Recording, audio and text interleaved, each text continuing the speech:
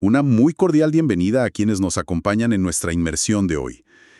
La misión de este análisis a fondo es desempacar una monografía técnica e integral que, la verdad, es sumamente detallada. Sí, es un documento exhaustivo. Exacto. Rastrea la historia, la evolución química y la farmacología de los antagonistas de la vitamina K. Y, bueno, aunque el título suena a un tratado estrictamente bioquímico, la premisa central parece sacada de una novela de misterio. Totalmente. Imagínense esto para quienes nos escuchan.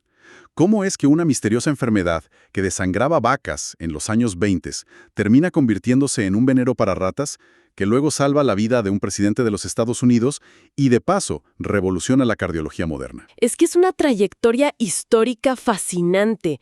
O sea, lo que a simple vista podría interpretarse como una mera curiosidad de la medicina veterinaria, Ajá. es, bajo un escrutinio más profundo, una clase magistral sobre la interconexión de las ciencias. Este documento nos ofrece un relato perfectamente documentado de cómo la observación agrícola sistemática, las fuerzas implacables de la evolución darwiniana y la química orgánica se entrelazan. Modificando ecosistemas enteros. Así es, y alterando la salud humana, de paso. Estoy fascinada con cómo se conectan estos puntos. Yo también estoy muy emocionado de entrar en materia. Y bueno, para comprender el origen de toda esta cadena de eventos, tenemos que situarnos en el contexto agrícola de Norteamérica. Claro, en la década de 1920. Exactamente. Resulta que las llanuras agrícolas de Estados Unidos y Canadá enfrentaban un problema muy severo de degradación del suelo. Los agrónomos necesitaban, digamos, una especie vegetal robusta, capaz de prosperar en climas áridos y que pudiera restaurar los nutrientes. Y la solución fue el trébol dulce. Así es, el trébol dulce. Específicamente las variedades Melilotus alba y Melilotus officinalis. Y bueno, desde una perspectiva agrícola eran excepcionales, porque fijaban nitrógeno en la tierra. Pero tenían una particularidad fitoquímica. Sí, contenían un compuesto llamado cumarina. Y la cumarina le daba a la planta un olor muy característico, como a vainilla o a...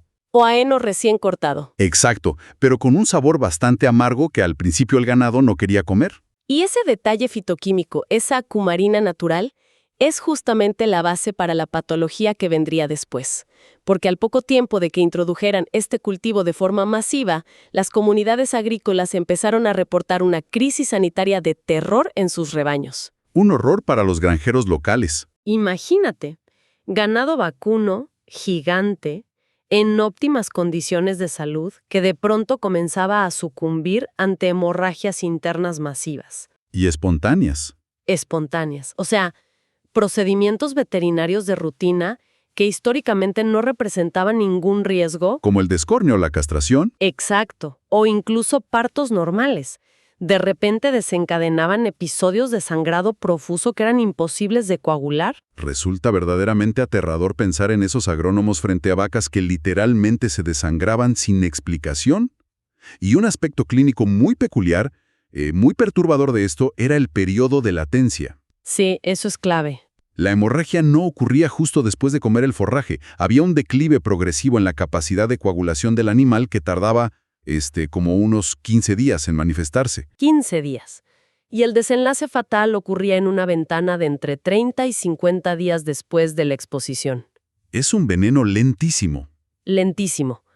Pero ante este panorama, dos investigadores clave entraron en escena. Los veterinarios Frank Schofield en Canadá y Lee Roderick en Dakota del Norte. Ellos aislaron los tres pilares del problema. A ver, desglosémoslos. Primero, identificaron el vector. El problema no era el trébol dulce fresco, sino específicamente el heno que había sido almacenado mal, con mucha humedad, y que se había enmohecido. O sea, heno podrido. Exacto. Segundo, Roderick aisló el mecanismo. Demostró que el plasma de los animales afectados tenía una deficiencia de protrombina, que es el factor 2 de la coagulación. Ajá, el factor 2. Y tercero, establecieron que era reversible. Si le hacían una transfusión de sangre fresca a la vaca enferma con sangre de una vaca sana, lograban salvarla. Esa tríada de descubrimientos es fundamental para nuestra audiencia, pero a mí me deja una interrogante química gigante. A ver. La planta en su estado natural produce cumarina, Y la cumarina por sí sola no es anticoagulante. Para nada. Entonces, la transformación requiere un agente externo. Y ese agente externo son los hongos. La monografía describe este proceso maravillosamente usando el concepto de la química de la putrefacción. La química de la putrefacción, qué gran término. Es brutal. Cuando el forraje se aguarda húmedo, microorganismos como el penicillium y el aspergillus colonizan la planta. Y estos hongos metabolizan la cumarina, la oxidan y la convierten en 4-hidroxicumarina. Pero ese metabolito intermedio todavía no mata a las vacas. No, todavía no. El ensamble letal requiere otro subproducto de los hongos. Resulta que los hongos también generan formaldehído al degradar la planta. Ok, Entonces, la literatura detalla una ecuación química fascinante que ocurre de forma espontánea ahí en el granero podrido. 2 moléculas de la 4-hidroxicumarina reaccionan con una molécula de formaldehído. ¿y el resultado de esa síntesis es? El dicumarol más la liberación de una molécula de agua. Eso es lo que mataba a las vacas. El dicumarol. Un antagonista superpotente de la vitamina K que se creaba por accidente en los hilos. Y esto nos lleva a uno de los episodios históricos más dramáticos de toda esta monografía. La anécdota de la tormenta de nieve. Sí, parece una película. Sábado 11 de febrero de 1933. En medio de una ventisca épica en Wisconsin, un granjero llamado Ed Carlson enfrenta la ruina total por esta enfermedad en sus vacas. Pobre hombre. Muecido. Buscaba al veterinario estatal, si no me equivoco. Exacto, pero por azares del destino y por la nieve, termina irrumpiendo en el laboratorio del bioquímico Carl Paul Link en la Universidad de Wisconsin. Y ese cruce fortuito cambia la farmacología para siempre. Carl Paul Link era un científico de élite. Cuando vio esa sangre que no coagulaba y escuchó a Carlson, tomó una decisión radical. Desvió todos los recursos de su laboratorio para resolver el enigma. Una labor verdaderamente titánica. Sí, fueron 6 años ininterrumpidos, de 1933 a 1939. Sus estudiantes Harold Campbell y Mark Statman hacían bioensayos súper estandarizados alimentando conejos de laboratorio con el heno tóxico y midiendo sus tiempos de coagulación. Sacando fracciones cada vez más puras. Exacto, sangrando a los conejos repetidamente sin la tecnología automatizada que tenemos hoy. Hasta que el 28 de junio del 39, Campbell por fin logra aislar unos pocos miligramos del compuesto activo. Y luego, el 1 de abril de 1940, ocurre la magia. Statman logra la síntesis química de novo, logra crear dicumarol desde cero en el laboratorio, confirmando el descubrimiento. Y aquí es donde se pone realmente interesante para nuestra inmersión de hoy.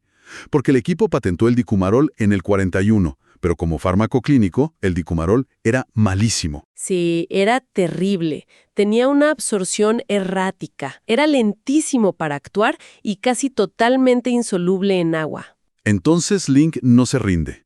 Su equipo prueba y sintetiza sistemáticamente más de 100 derivados buscando la perfección, hasta que en 1948 llegan al análogo número 42. El famoso análogo 42. Y lo bautizan como warfarina, por las siglas de la Wisconsin Alumni Research Foundation, warf más el sufijo harina de la cumarina, warfarin. La invención de la warfarina es una muestra de elegancia sintética. Para crearla usaron lo que en química se conoce como la adición de Michael. Cuéntanos de eso. En términos accesibles, pero precisos, fuerzan a la 4-hidroxicumarina, que es un nucleófilo, a atacar a la benzalacetona, que es un electrófilo.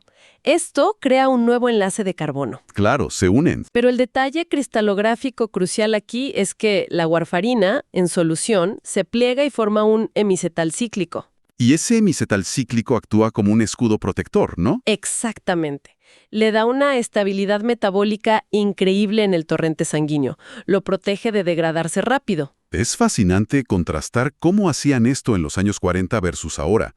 En la época de Link hacían reflujo térmico por 8 horas con solventes agresivos y apenas conseguían un 50% de rendimiento. Y hoy la monografía nos habla de la química de flujo. Sí, usan líquidos iónicos, catalizadores quirales y en solo 15 minutos sacan más del 85% de rendimiento.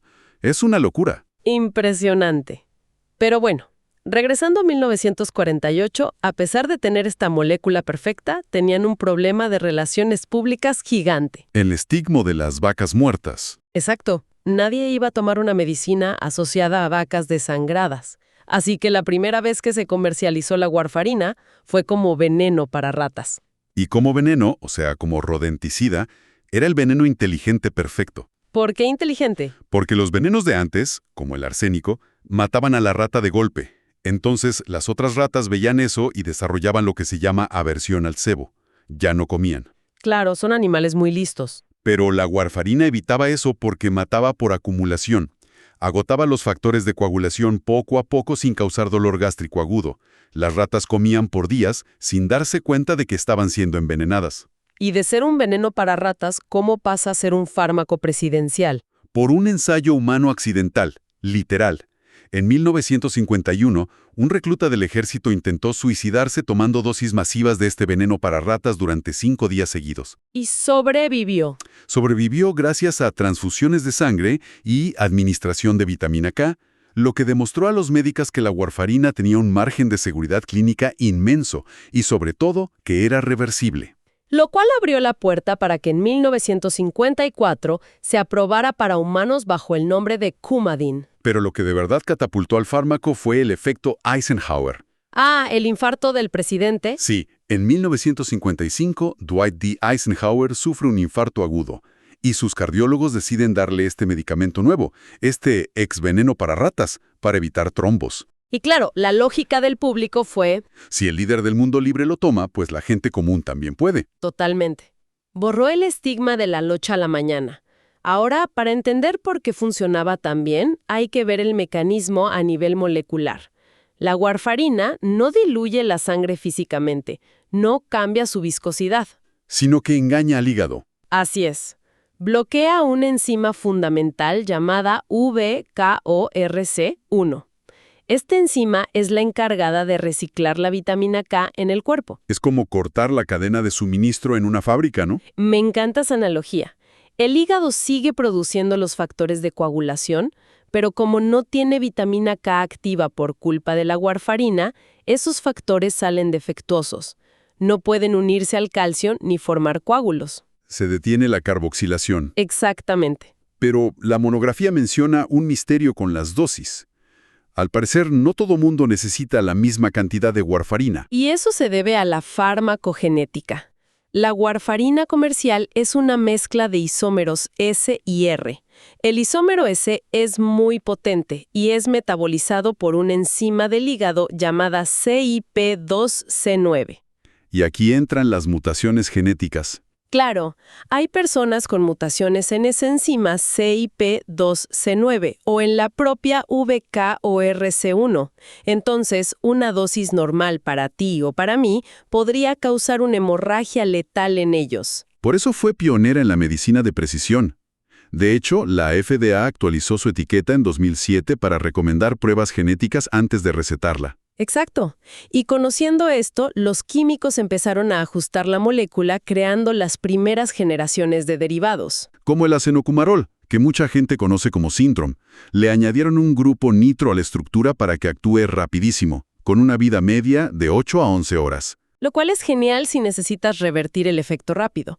Pero por otro lado tienes la fenprocumona. ¿Qué es lo opuesto? Sí, a esa le quitaron un grupo ceto. Pierde su estructura de hemicetal cíclico que mencionábamos antes, pero se vuelve súper lipofílica. Se esconde en la grasa del cuerpo y gana una vida media masiva. ¿De cuánto tiempo? De hasta 7 días. Es súper estable, pero mucho más difícil de revertir en una emergencia. Y mientras los médicos ajustaban estas dosis para salvar vidas, en las calles estaba ocurriendo algo increíble por culpa de la selección natural. La crisis de las superratas. Así es.